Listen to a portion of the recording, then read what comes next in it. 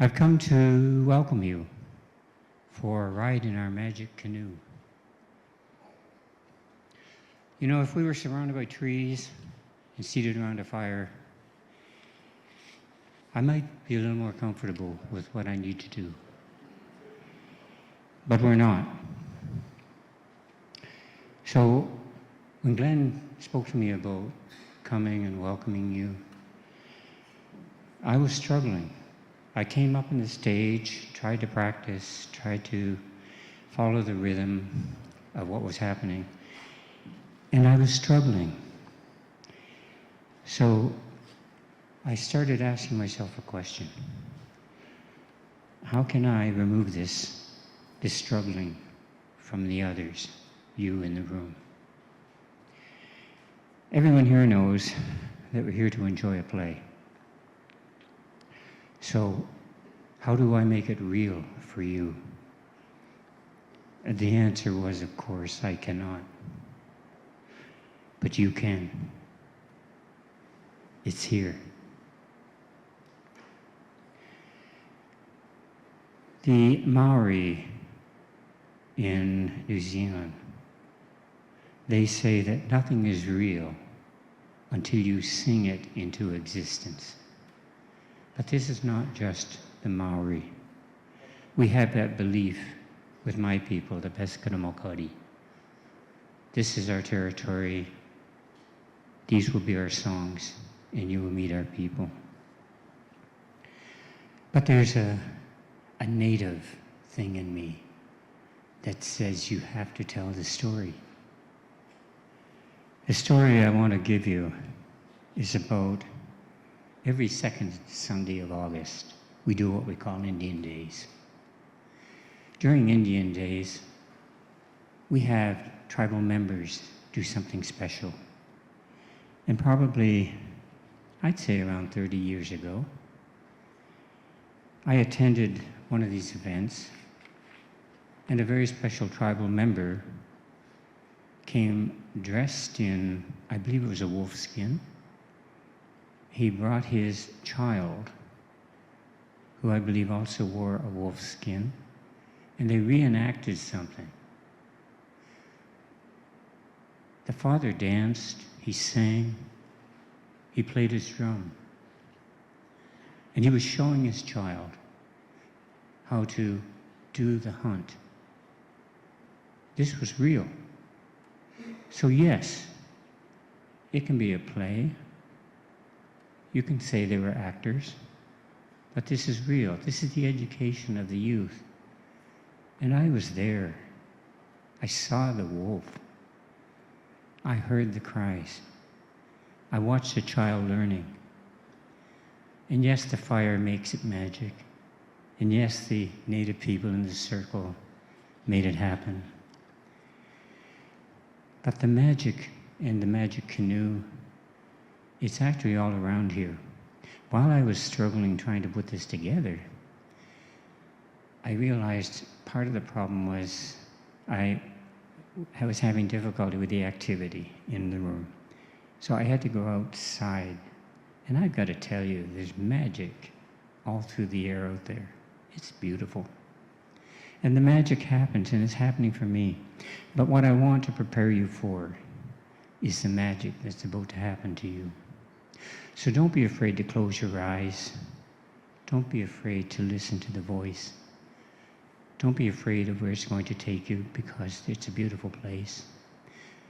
And the artist that you're going to hear, our tribal member, he's going to do this the way he did it 30 years ago for his son.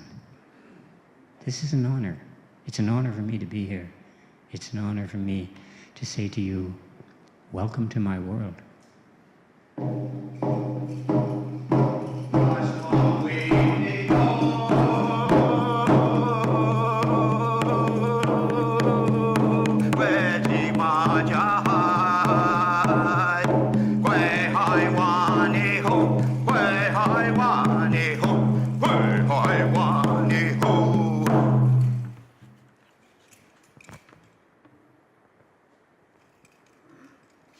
Nulasi Kulpa, Duli was Dwayne Tomah, Nuja Elsie Bike Nagaret Madak Migog, Kamaj Nulid Hazeli Bejia Yud Bem Kiskak. My name is Dwayne Tomah from the Passamaquoddy tribe.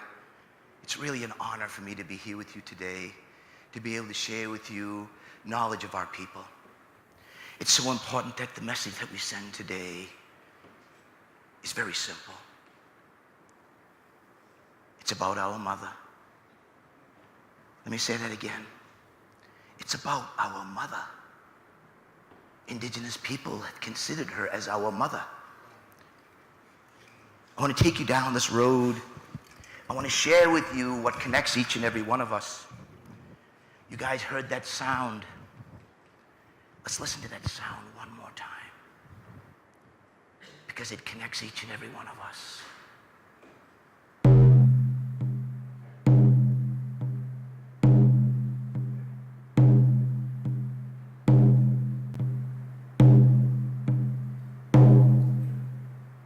That is the sound that we first heard in our mother's womb. Let's think about that for a minute. That sound we all can connect with, each and every one of us. Society has a way of separating us. You'll notice what's happening to our mother, what's happening to the seagrass, what's happening to the winged creatures, what's happening to the four-legged, and what's happening to us, each and every one of us. We have stories that have been handed down for thousands of years. And we've got a lot of knowledge, intellectual knowledge, indigenous knowledge, when it comes down to sharing this knowledge about our mother. It's a relationship. It's not a resource. It's a relationship. And that is a relationship our people have been handed down for thousands of years. It's important that we all get in this canoe together, each and every one of us. It's so important. This oral knowledge that's been handed down for thousands of years, it's very important. We must band together and come together. Just like the eelgrass, when he throws those seeds, same thing. Let's throw the seeds to the people in their hearts. Let's start throwing seeds in people's hearts. Let's throw in seeds in people's minds. Just close your eyes just for a minute. Take that in for a second. Let's plant that seed in people's hearts. In their hearts. Because that's what connects each and every one of us. Is right here. Let's come from here when we start addressing our mother. Because that is so sacred to our people. And these stories, see the story here, I want to share with you, it's very sacred to our people.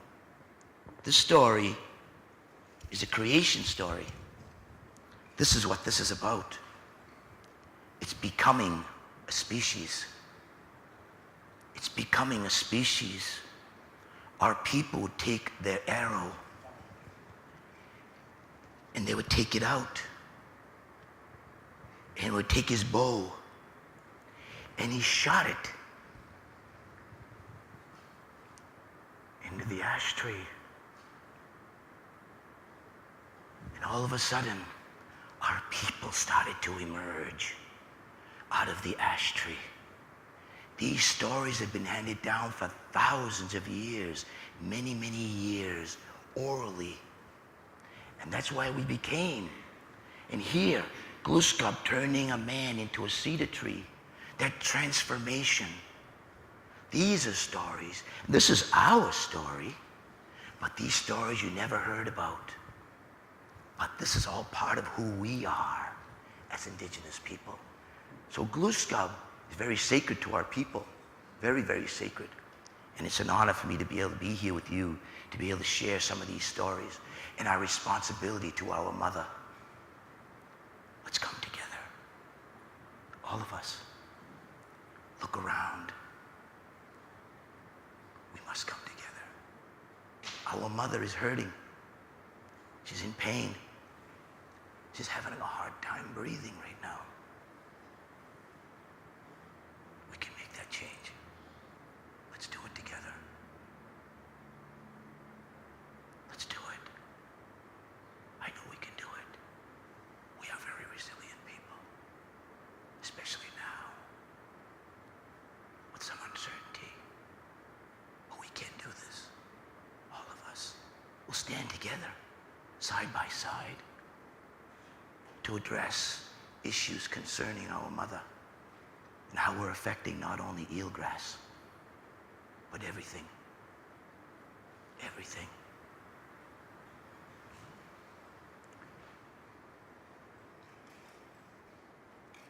I just want to say, I've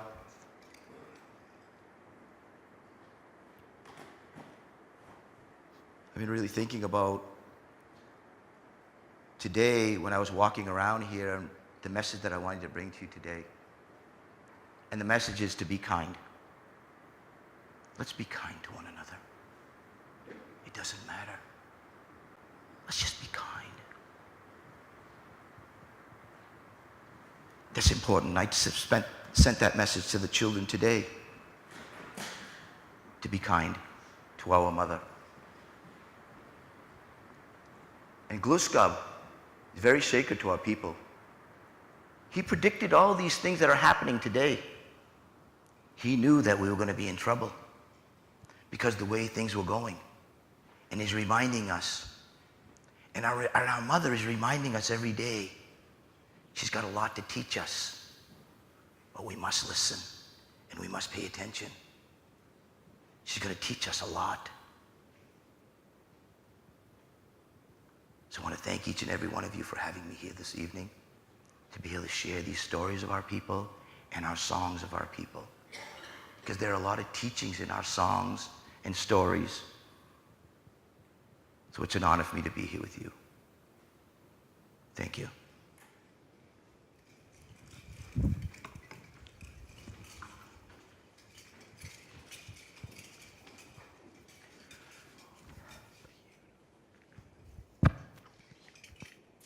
Oi, mãe, tudo bem? Estou bem. Eu tenho notícias. Eu ganhei um emprego com Team Zostera. É muito legal. Eles pesquisam gramas marinhas. E eu vou ajudar. Eu vou mergulhar para a ciência. É muito legal. Estou muito animada. Mas agora eu tenho que desligar. Eu te ligo depois. Tchau. Te amo. Oh my gosh. I'm so excited to tell you. I was just on a phone call with my mom. I was telling her about a really cool opportunity I have. I'm going to be diving for science with Team Zostera here in Maine. They study seagrass, and I have this opportunity to help them out. But for those of you who don't know me, I grew up loving sharks, and that was my marine science goal. So this is a little bit of a pivot for my family and my career pathway right now to go from sharks to seagrass. But how could I say no to diving for science for during the summer? Anyways, I wanted to say welcome everyone. Thank you to Chief Akagi and Dwayne Tomah for sharing those stories and bringing us into the dawn of new learning. And shout out to Kathleen Sullivan for housing me and also for her partnership through Freeport Climate Action Now. Yes.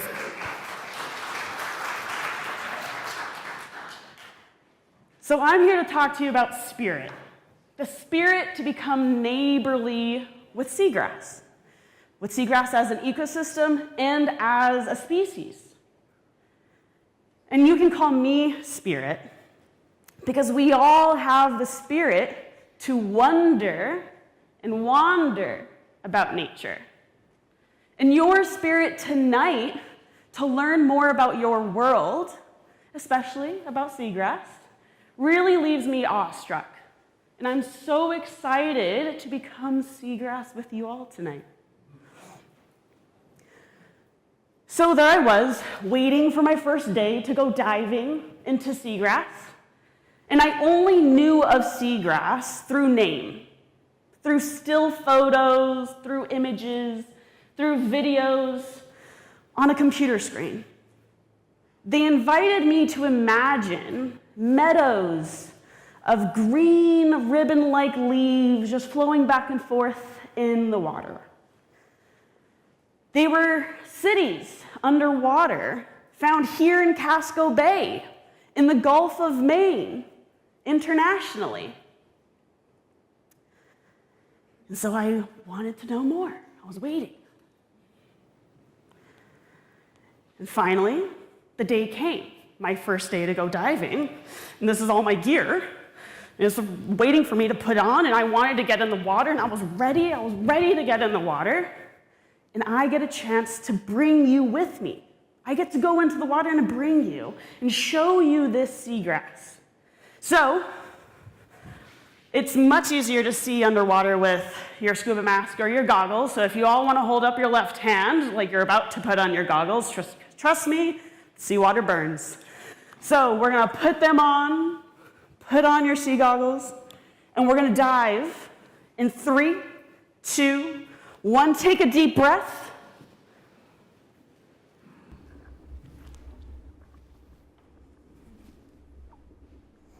And that's seagrass. That's your neighbor. That's the spirit of your beaches. It's a home to so many creatures. And it's not a seaweed. It's like a land plant. It flowers and has seeds to reproduce. And it's been our neighbor for a very long time. I want you to imagine tiny little fish swimming through the leaves, being curious. I want you to imagine crabs scuttling along the sandy bottom. Big fish swimming, looming above the leaves, maybe looking for some food. They actually filter our water and make it cleaner and healthier for us all. They're plants, and so they produce oxygen for ocean life and for us to breathe.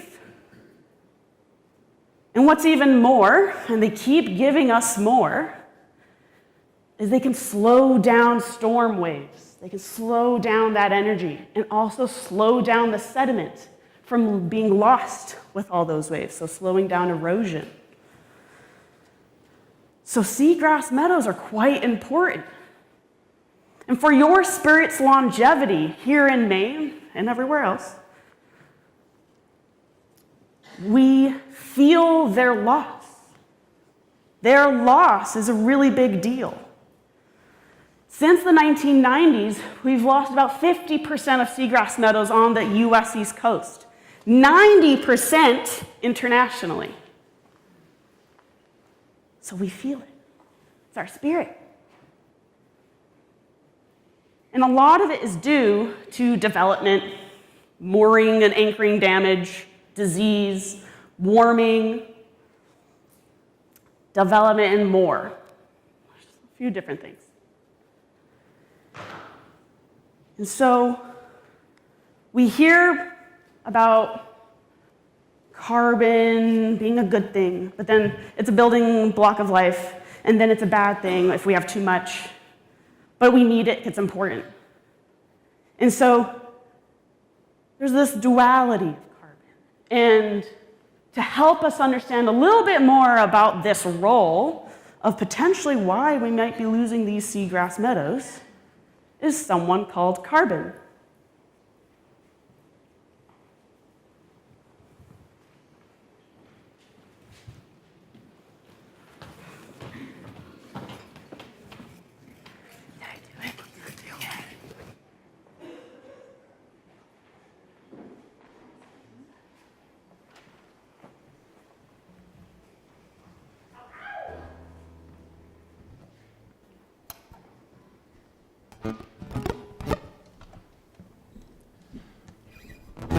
Good evening.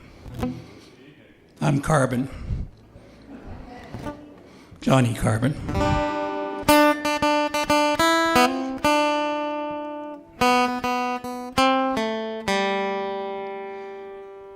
Love is the Gulf of Maine, struggling through climate change.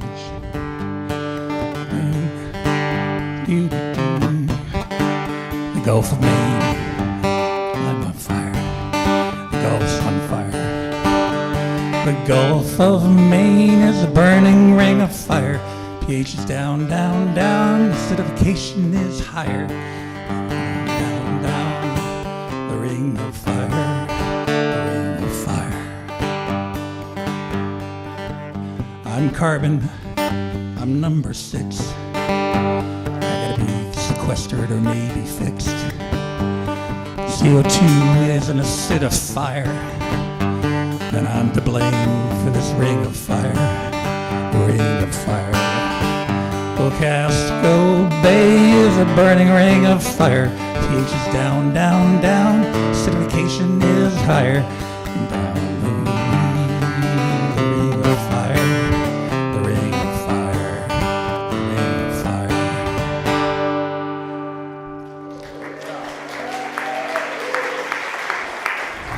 They suggested maybe we ought to do that again and have you guys sing along. What do you think?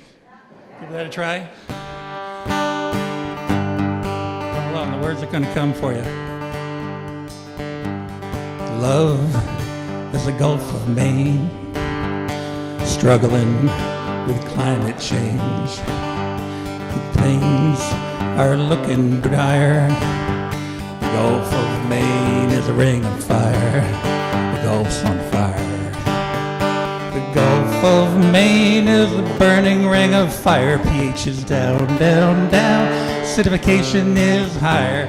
And what claims don't like the ring of fire, the ring of fire. I'm Carbon. I'm number 6. Should be sequestered or maybe fixed. CO2 is an acidifier, and I'm to blame for this ring of fire, the ring of fire. Casco Bay is a burning ring of fire. Higher. Lobsters don't like this ring of fire. Bay's on fire.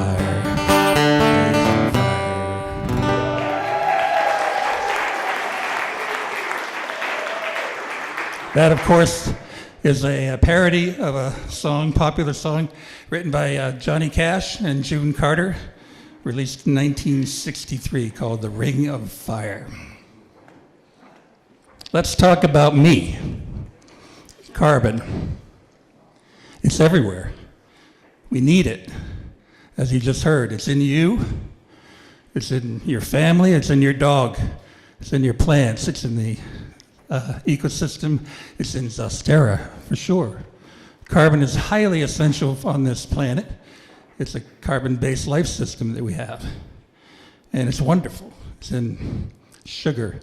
It's in carbohydrates, thus the name. It's in their fats. It's everywhere, molecularly. In fact, a 100-pound human being has 18 pounds of carbon. Who knew? So carbon being essential and everywhere, it gets liberated in different ways, most notably by burning, and whether that's burning fossil fuel or wood or whatever else, carbon comes out of there and it's still carbon, but it's lonely. So you carbon meets up with a nice, healthy oxygen molecule, atom, but you get carbon monoxide. That in itself is dangerous, right? But you get two of these beautiful oxygen molecules, and you get this other beautiful molecule, carbon dioxide. And carbon dioxide is absolutely essential. You're breathing it now, breathing it in. You're exuding it now. And we're all enjoying one another's carbon dioxide. And that's okay when it's in a balance. See, carbon, like our water, has a cycle. And so it comes and goes in different forms, as you know our water does, from the sky to the earth and to the waterways. Carbon has a similar path. And as evolution has happened here on our planet, it's found a balance that's important as it helps to drive and support our lives and all of what we are. The problem is too much. And lately we've been having too much. It accumulates in the sky, ends up emitted through all these burning and activities, gets up into the atmosphere. And we all have heard about how that creates a blanket of warmth that is kind of keeping us relatively cozy and warmer, but at an unnatural level. And so that warming has all kinds of consequences that we've heard about it. And we can call that climate change.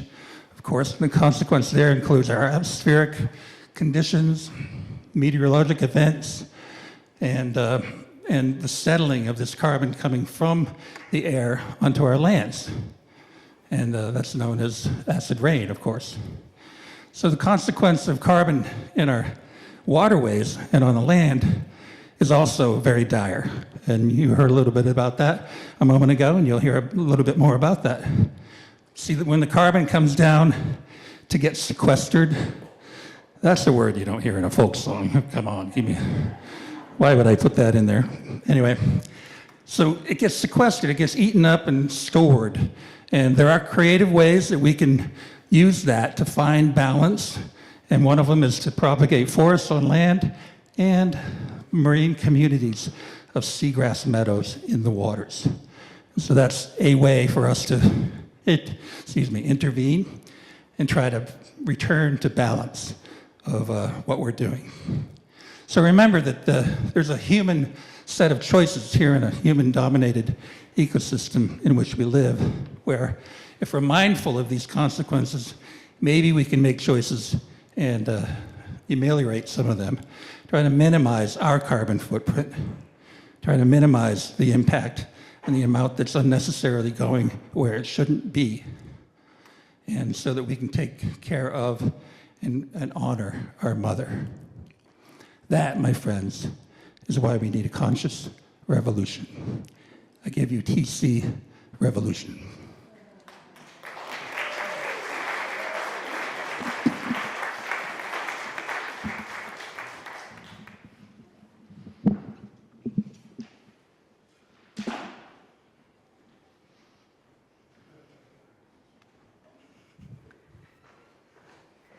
Yes, a revolution in the way we think,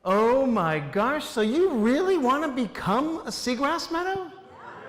Come on, really? Okay. So if you're really psyched to do this, this is not for the faint of heart. This is something that's going to require each of us to let go and bring forth something that's no longer us, something that is transcendent. This is a powerful moment, as we heard earlier. But let me tell you a quick story about me. I'm ocean-born, and I have a story that goes back, about 67, 60, I think you guys use years? Is years your frame of reference? About 67 million years ago, about the time when the asteroid hit and the dinosaurs went, your fellow dinosaurs, that was about the time our ancestors started creating this amazing marine species that I've become. But the real story is about, I'd say, 300,000 years, right? Years, you say years? 300,000 years ago, I began as a refugia in a place you call Japan. In this area, on the other side of the Pacific, that's where I spent thousands and thousands of years until I migrated. Me and my species moved across the Pacific. From 300,000 years to about 200,000 years, we moved. And as we moved, we created more refugia on what is now your Aleutian coast. And then from there, we waited just until the time of the interglacial period of around 60,000 years ago. And we crossed the top of the Arctic in an interglacial period. And we came down to your backyard. We came down to an area that is right here, and we've created a refugia right now. In fact, about 5,000 years ago, as the glaciers, you had about a mile of ice above you around 5,000 years ago that was melting, and that sea level was way offshore. As that sea level rose, I thought, yeah, this is nice. Let's move in. So we moved in. We just moved. You're probably thinking, wait a second, you're a plant. How are you moving? Oh, we moved. And as we moved, we came here. Casco Bay has some of the most incredible seagrass habitat of anywhere in the Gulf of Maine. It's extraordinary. I think you call them the calendar islands, something like 365 islands, depending upon the high tide or low tide. All those islands have these incredible, gently sloping habitat off of these islands that are perfect. It's the best habitat for seagrass of anywhere in the Gulf of Maine. So that's 5,000 years ago, and we established our time. But a key question was, you've heard the term seagrass or eelgrass. It's a misnomer. What you need to do is take that idea and just throw it away. I am not a grass. I'm an angiosperm. And you're probably thinking, what? And what's all this thing with you moving and traveling? Well, let me just go back to how important I am to some of the former navigators, the people who sailed the tall ships from this area, and some of these incredible maps. I think, in fact, in here in this audience, you have one of your esteemed historians. And eelgrass speaks to this historian every now and again, and we've been looking to see if there's been any documentation of historic note of seagrass. The other day, she came into the seagrass meadow and she woke me up and she said, I found it! I found it! And I said, is this really a big deal? And she said, it's really a big deal. Oh, So I said, okay, show me. And she said, the map name, the largest draw for New England, New York, Long Island, Samuel Thornton, at the signet, blah, blah, blah. Whatever, let's get right to it. Map creators, blah, blah, blah, blah, blah. Parent, the English pie, fourth book, whatever, show me. Oh, okay, well, here's this beautiful map of 1716. It's a chart, of course, not a map. And as you look at New England, oh, here she was looking. She's like, okay, yep, there's Casco Bay. There we go. Oh, look at the White Hills. The White Hills, yeah. Yeah, uh-huh. Yeah, there we are. Very incredibly accurate. And, but over here, this is really what this other side of this chart is all about. Boston. Here's Boston, Boston Harbor, 1716, remember? And if you look at this chart, you don't see forests, you don't see sand dunes or tidal marshes. Tidal marshes, salt marshes would have been really important for people who had cattle, right? Wanting to graze cattle. No, none of it. This was not about showing ecosystems. It was about navigation. However, in this chart, right here, oh my gosh, is it really? Sheep Island, Hog Island, eelgrass, 3 feet at low water, me! They're showing me! With no other plants, no other trees, no other anything. I'm alive! I've been seen. Right there. So, that gives me a little bit of love. And with this love, I'm going to tell you a bit of a love story. You're probably thinking, well, wait a second, what's up with that whole migration thing, the whole like 300,000 years moving all over? So, I reproduce asexually and sexually. Yeah, you want to come in? Here we go. Let's get down with some sexual reproduction.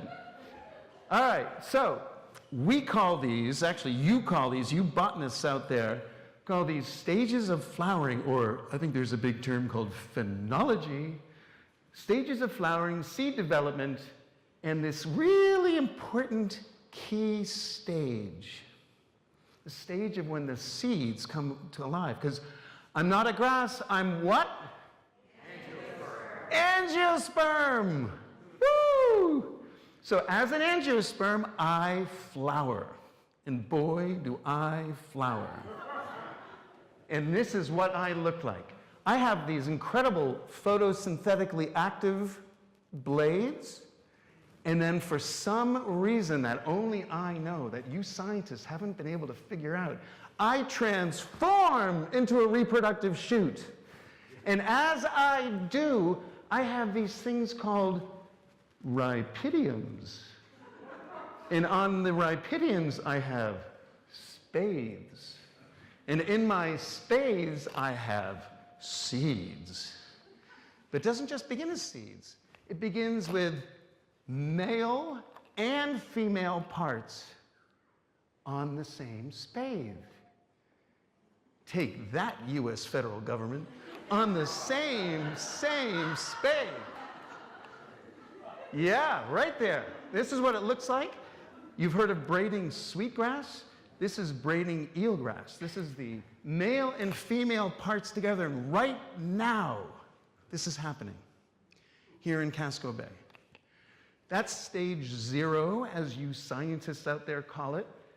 And then stage 1 is when the female parts, the pistils, they reach their incredible pistils out, and you can see it just like this. The female part reaches out, and what's it reaching for? Pollen. Nice, floating, very, very, very tiny pollen that my female parts just love. And then as that female part pollinates, it bends back, and you can see it right there. It bends back. That is officially stage 2. And then after it bends back, it begins to pollinate. Then the male part says, poof, and it shoots out pollen. Not to pollinate the female part right next to it. No, that's already been done. This is to pollinate the other things. So on a single spade, you've got both male and female parts working simultaneously. It's incredible. Stage 4 is when that female pistil that has been pollinated, thank you, becomes swollen with love. And in that love, there's these beautiful seeds begin to form. In those seeds forming, you can see these striations. Those striations are so incredible because they are literally, they don't just pop. It's not like peas. We give birth to our seeds. And they're just absolutely epic when you see them in the field. That's what they look like. They are gorgeous. I've seen a few of you divers. You guys like tattoos. Uh-huh. Can't you see one of these? Well, this is what the whole thing looks like. This is my sexual reproduction, male and female parts, working madness right offshore here. And it happens over about a 30-day period. And what's so important is that some of you people are actually paying attention to this. You're actually trying to understand it and learn about it because you care about bringing me back. As was described, Casco Bay's lost about, 55–60% of moi. So it's time to bring it back. And there's this incredible group out there called Team Zostera. They've been doing really remarkable work with a whole lot of other partners like the Friends of Casco Bay Estuary Partnership, Manamet Fisheries, Maine Department of Environmental Protection, EPA Region 1, absolutely critical. We come together. But Team Zostera also takes it a bit further. It's about Indigenous wisdom and Western wisdom. It's about seeing things through the eyes of artists. It's about seeing things through the eyes of incredible creators. There's Posey Moulton and the amazing Pinkies, and God bless all of you who brought the Pinkies to Freeport. Woo! Posey Moulton has a really great relationship with Seagrass now. She just wrote me. She just landed in the Azores, and she sends her love to everyone. She really wished she could be here. This is all Posey.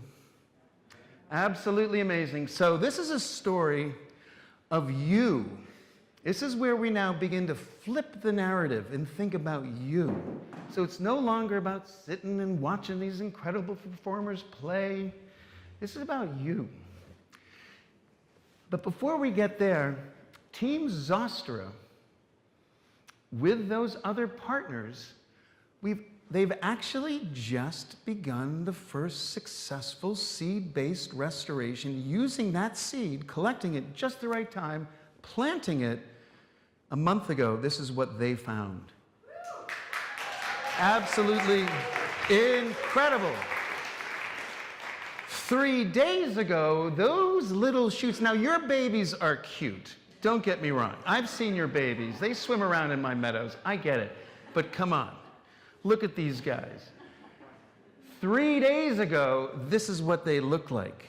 This is our teenagers. This is our ones trying to gather, play, and understand where they're going, how they're swaying. These are young, germinated seeds collected by Team Zostera.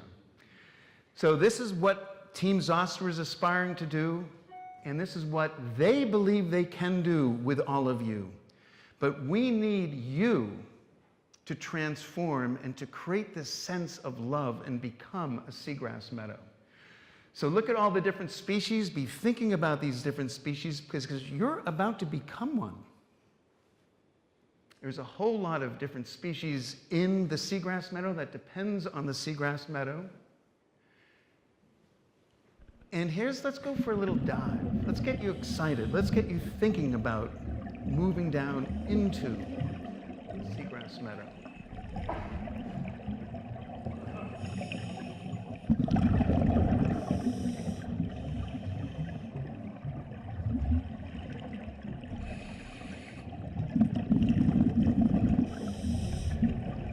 This is Team Zostera saying, let's do it. Let's become a seagrass meadow. What do you think? Woo! Okay. You guys ready? Are you ready? Everybody lean down under your pews and find your species that you're about to become. Read the species that you become and talk to each other. Introduce each other. Say, hey, I'm a horseshoe crab. What's your name?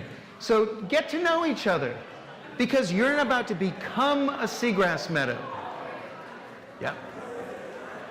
Beautiful. Nice. Nice. Woo.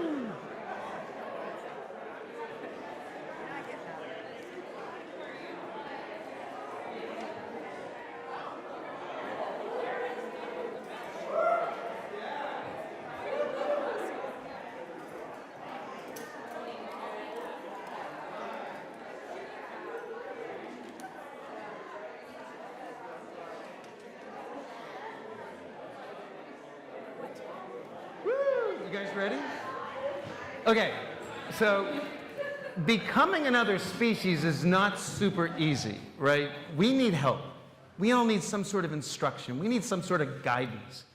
So you're about to become another species, and so we thought, what better way to begin this by giving you some bust a move, some dancing, a sense of what does it mean to actually become a seagrass meadow, because we're about to do a sacred dance.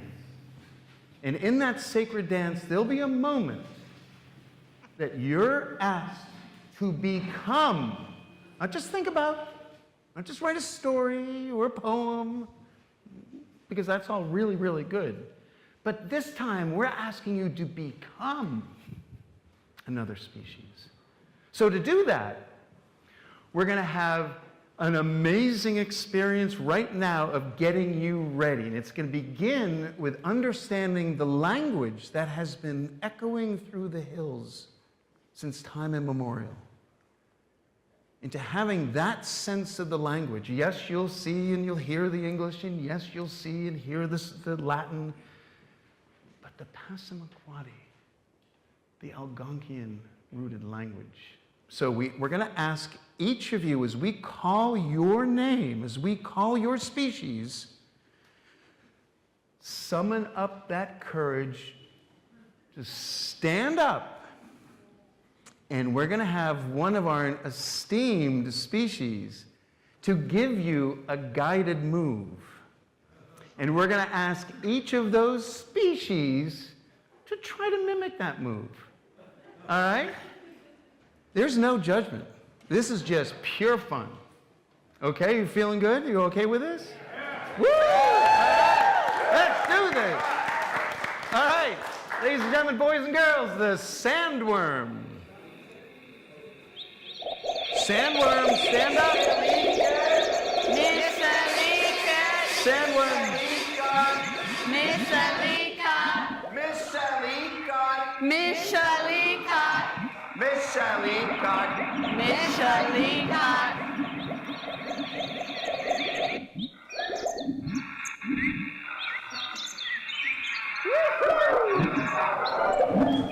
American lobster.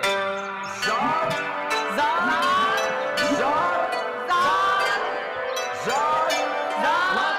Lobsters.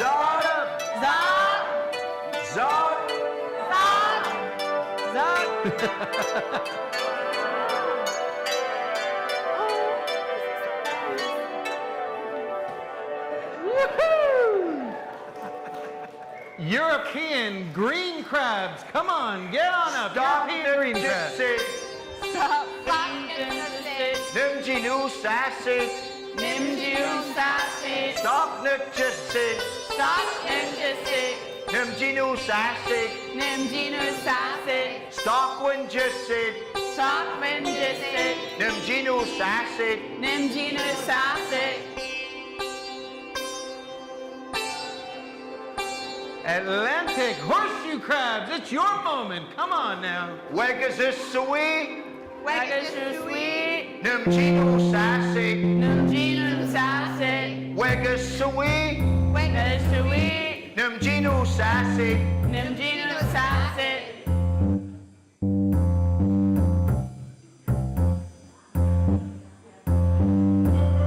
Encrusting bryozoan. Come on, encrusting bryozoans. Get up. Feel it. Majigan. Majigan. I don't know what that is.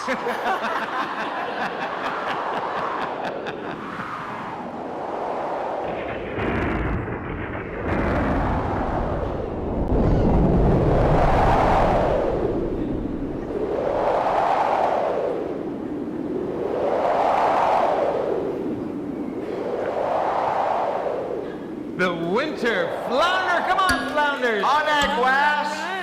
Arlegrass, Onagwas. Arlegrass, Onagwas. Arlegrass, Onagwas. Arlegrass.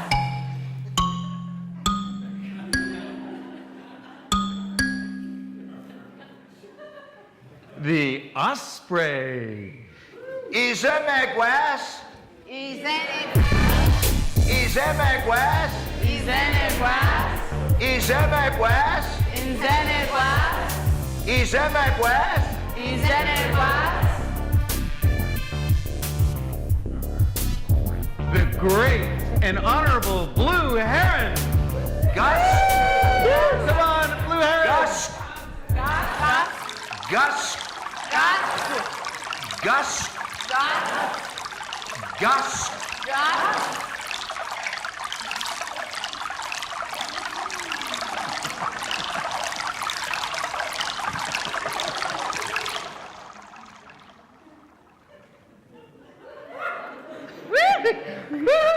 Snowy egret. Come on, you egrets. Wasp.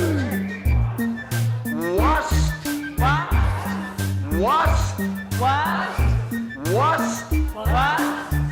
Wasp. What? Wasp. What? Wasp.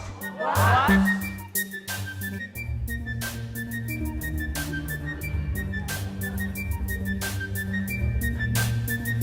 Forbes Sea Star. Bersesame. Bersesame. Sesame. Bersesame. Sesame. Blue Mussel. Gwenessa Keegan. Vegan. Gwenessa Keegan. Vegan. Gwenessa Keegan. Vanessa Vegan.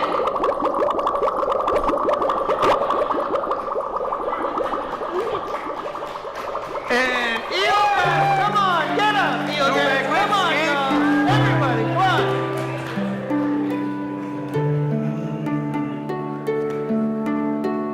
Here comes a current.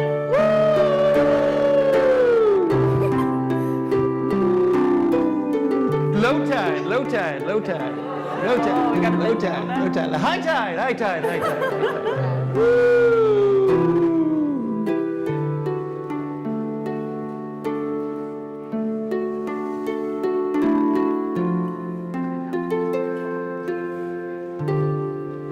I think you're ready. I think you're ready. You ready? Okay, that was just the warm-up. Now, this is the moment. We began with sacred ceremony. We're going to end with sacred ceremony. And in this sacred ceremony, we're going to begin, and we'll hear the story about this, but we'll begin hand in hand, moving through in this sacred tradition.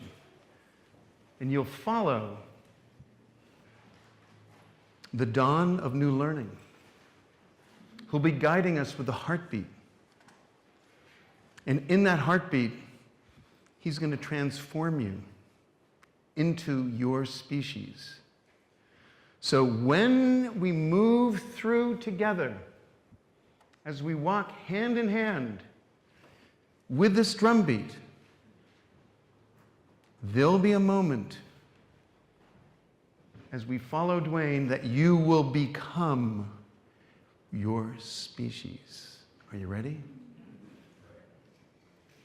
And now, ladies and gentlemen, we have transformed you into seagrass.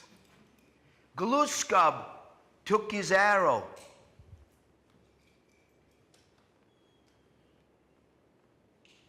And shot it into the crowd.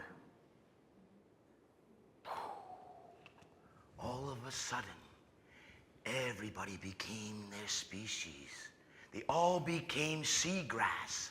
And I ask you today to be able to stand. Those of you that can take part in this ceremony, we're going to do this ceremony because we're all going to lock arms together, just like the ecosystem. We're all going to become one.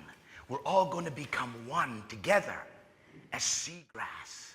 So please join me in this Oldakawagan of coming together and bringing all of our species together and celebrating. So I ask you to come, to join me on this sacred ceremony.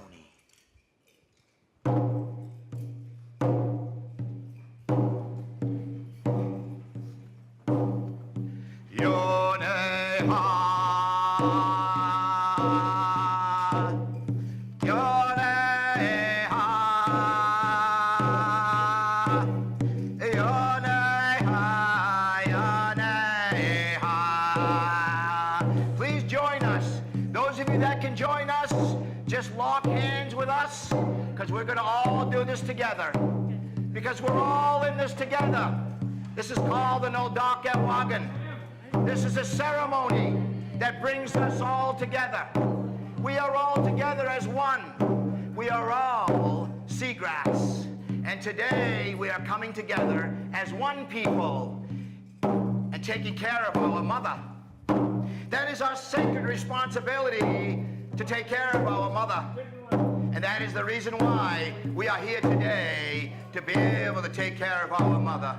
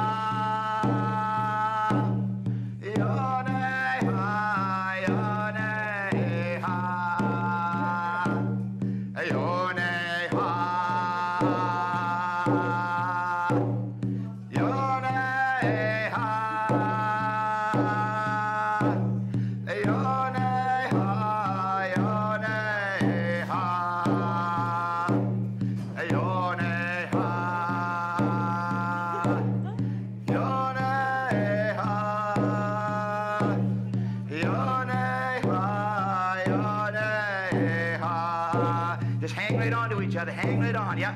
Just hang right on. We got it. This is what makes us all complete right here, folks. Hanging on to one another, side by side, embracing each other, getting to know each other, celebrating with one another, taking care of our mother.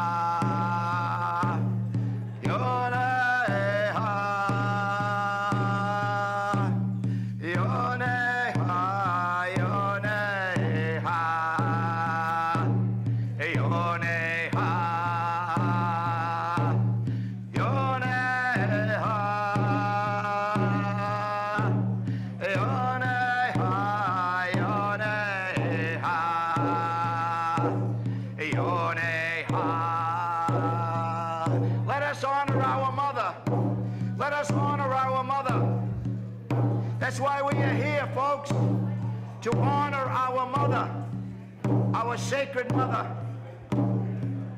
She's struggling, but we're here to protect her. We are here to protect our mother.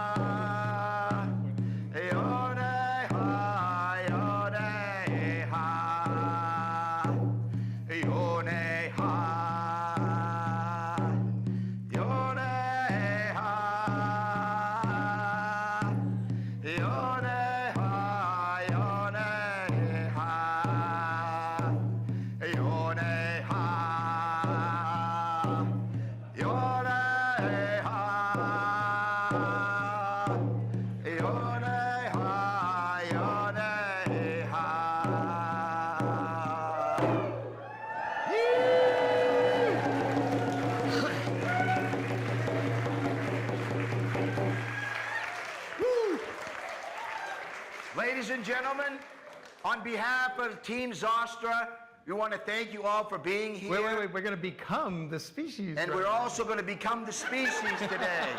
So I'm sorry, I'm going off script. We are becoming the species today. Sorry. Woo! Yes, yes. This is the moment. Whatever species you are, be it. Yes. Transform. Transform. You are already. Woo!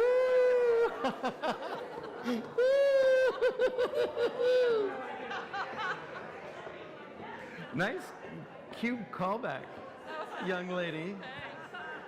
Woo! Yeah, come on, be that species. Transform. Yeah. Woo! Well, you have a great Mainer here named Heather Cox Richardson. She wrote today, about 63 years ago, Lyndon Baines Johnson referred to this as the Great Society. Today, 63 years later, we're the great transforming species. So there, let's do it. Come on, one more time. Let's become that other species. Woo! Woo! All right, this is a stormy night, so for all of you who came out, we are so deeply appreciative. And thank you to all the cast and crew, Dwayne, Chief, and the tech people. Woo! Give it up, tech people. Come on, stand up, stand up.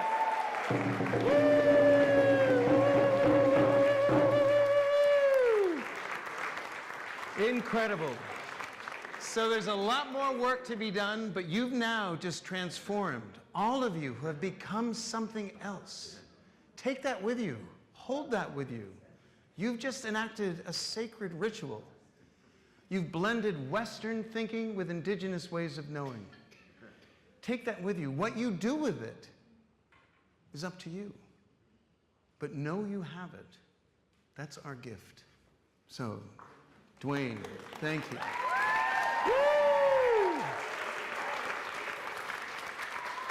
And one more gift for our fierce leader who designed this play and brought us all together.